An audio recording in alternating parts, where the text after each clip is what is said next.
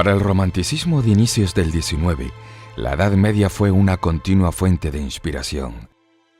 Es ahí, en ese pasado aparentemente oscuro, en el que el mundo de la antigüedad y el nuevo mundo aparecen entremezclados, donde la presencia de un pueblo del norte, cercano culturalmente a la prehistoria y descrito en las crónicas medievales por su capacidad para la guerra, por su ferocidad, por su fortaleza física y por la fugacidad de sus incursiones, se vuelve demasiado tentadora. El misterio que parece rodear a esos pueblos del norte que desafían las inclemencias del océano, que parecen siempre envueltos en niebla y lluvia, que nunca permanecen en el lugar, que llegan y se van como sombras y que adoran a dioses antiguos y salvajes, era demasiado tentador.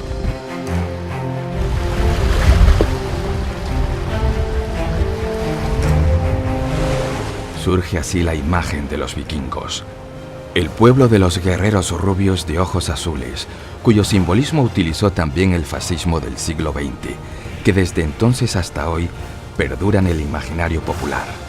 Una cuña de la edad del hierro en plena Edad Media, la última expresión viva de la prehistoria que asalta la historia.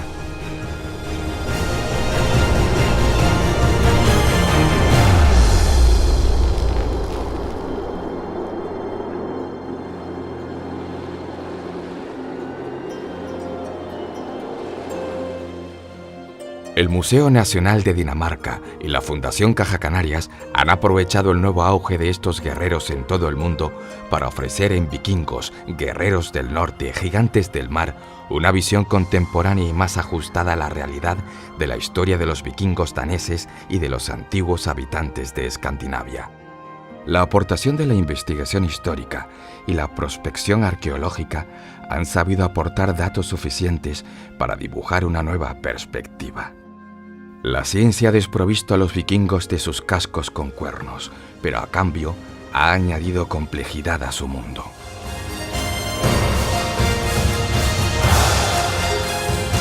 Vikingos, guerreros del norte, gigantes del mar.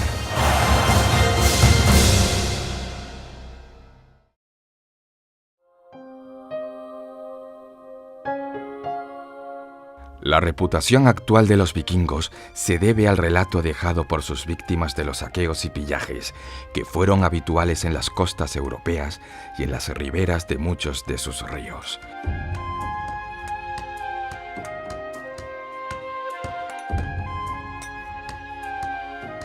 Sin embargo, junto a esas misiones guerreras, ha podido demostrarse que el comercio y el intercambio formaron parte de su cultura de un modo creciente desde el inicio de la época vikinga en torno al 750 hasta su fin, cifrado en los alrededores del 1050.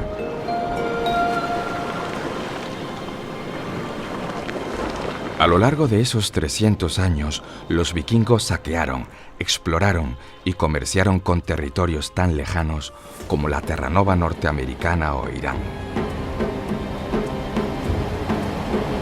Y en todas sus incursiones, ya fuera para robar, para ampliar el mundo conocido o para comerciar, aquí hay un denominador común: el barco. Las naves vikingas son un gran ejemplo de concentración y acierto tecnológico.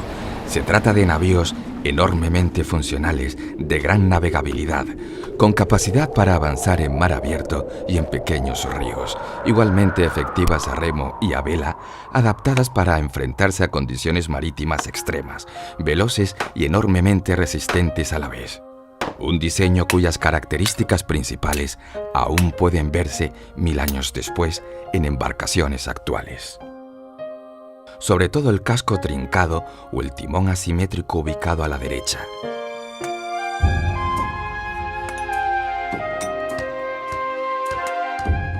Los hallazgos arqueológicos han permitido reconstruir fielmente las características principales del barco vikingo.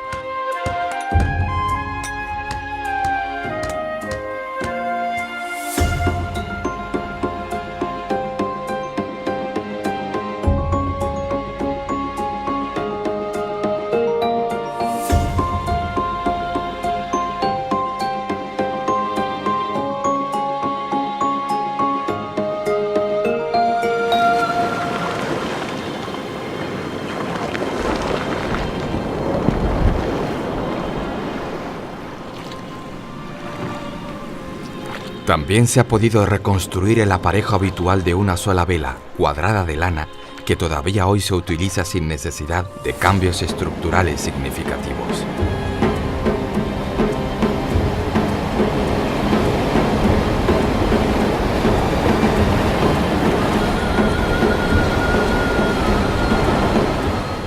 Del mismo modo, son importantes la creación de elementos arquitectónicos que dieran estructura a la fachada marítima. Puertos, barreras, muelles, incluso puentes, forman parte del saber hacer de los artesanos vikingos. La cultura vikinga es una cultura del barco, no solo por la capacidad de esos navíos, sino porque el desarrollo de esa tecnología tan avanzada no se explica sin el ensueño del viaje, sin el deseo del conocimiento, sin la voluntad del comercio y, por supuesto, sin el culto a la vida guerrera. Los vikingos guardaban una relación tan profunda con sus naves que no solo vivían en casas que recordaban en muchos aspectos la forma de sus navíos, sino que convirtieron el barco en protagonista de los enterramientos de las personalidades más importantes de su sociedad.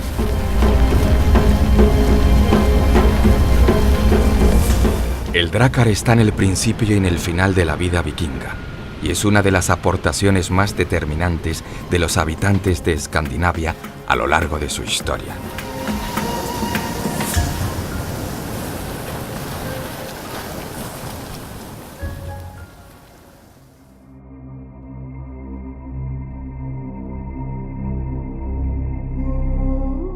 Las fuentes que nos ponen en contacto con los sistemas religiosos de los vikingos son difíciles de interpretar por dos razones distintas.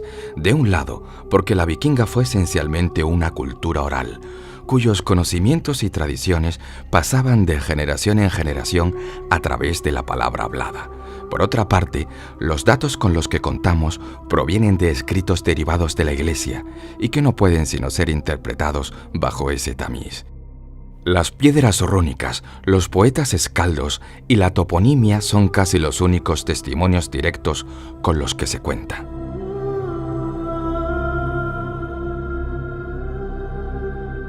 Los vikingos compartían originalmente un panteón común, aunque el número y las atribuciones de sus dioses sea confuso todavía hoy.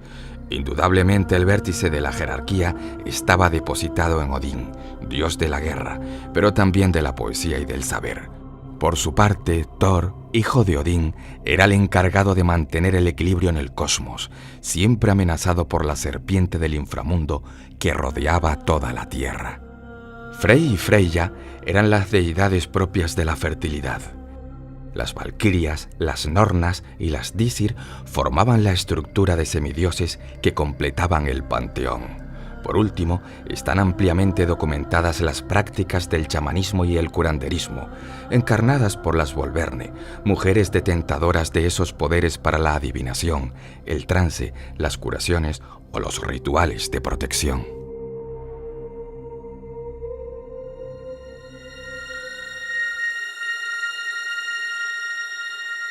Durante siglos se consideró que la mujer vikinga estaba confinada socialmente por su marido, pero las investigaciones de las últimas décadas han revelado que las mujeres eran consideradas como seres especiales, más cercanas al ámbito espiritual que los hombres.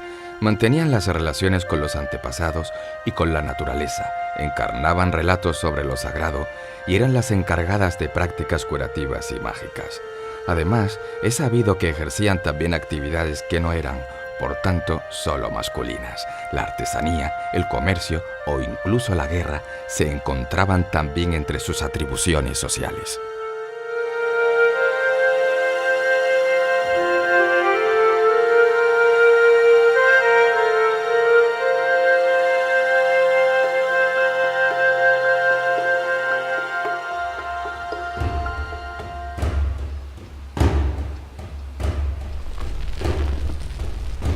El orden de la sociedad vikinga no distaba demasiado del que mantuvieron los primeros estados medievales europeos. La cima social la representaba el rey, que se hacía rodear de los guerreros principales. Todos los hombres libres y capacitados estaban obligados a prestar al rey un servicio militar. El número de miembros del ejército y su complejidad aumentaron a medida que el desarrollo de la sociedad permitió avanzar desde la raza de saqueo a verdaderas colonizaciones de nuevos territorios. La época vikinga podría describirse como un verdadero proceso de aclimatación. Las tribus guerreras del inicio, que podrían considerarse como ejemplo de los bárbaros, fueron dando lugar a sociedades cada vez más complejas que buscaron su incorporación al universo europeo a través de reinos consolidados territorialmente.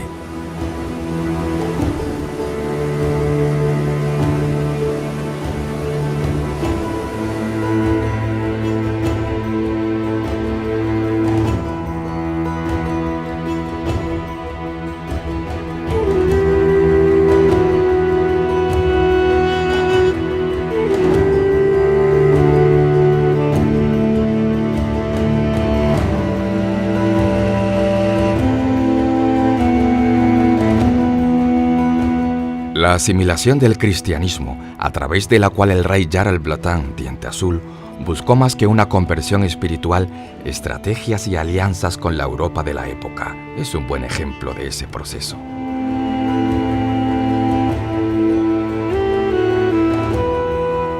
La piedra rúnica Jelling, que el propio Harald hace tallar, proclama la unión de los daneses bajo su mando y la conversión al cristianismo de sus súbditos.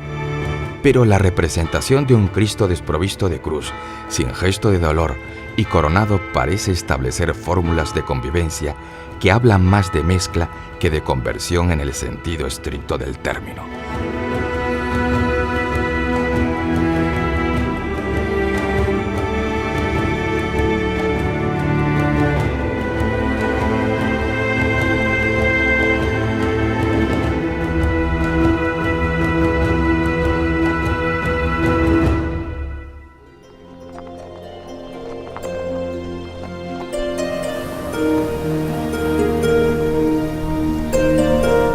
La imagen del guerrero vikingo ha sido tan impactante que ha escondido durante siglos la complejidad del universo material del que proceden. Sin el enorme cúmulo de artesanías que confluyen en el astillero, el mundo vikingo no hubiera existido. Carpinteros de ribera, constructores de aparejos, tejedores de velas y herreros que otorgan sentido material a la época vikinga. Los herreros, por ejemplo, formaban parte de los ciudadanos con mayor prestigio. Por otra parte, los viajes ponen en contacto a los escandinavos con las tecnologías y los utensilios de la Europa de la época.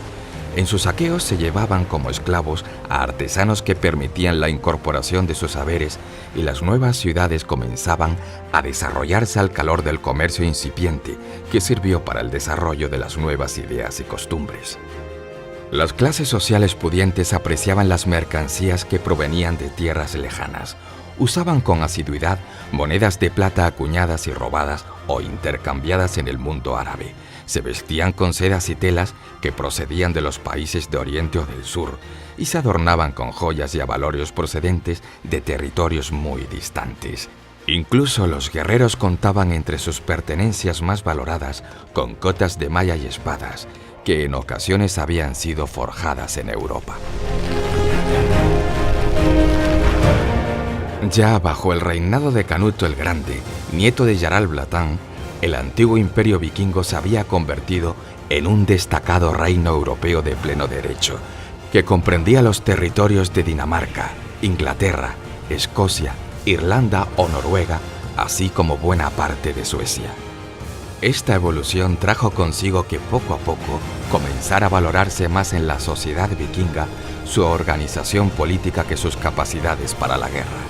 Y estas otras capacidades son las que se muestran con acierto en esta brillante exposición. Vikingos, guerreros del norte, gigantes del mar.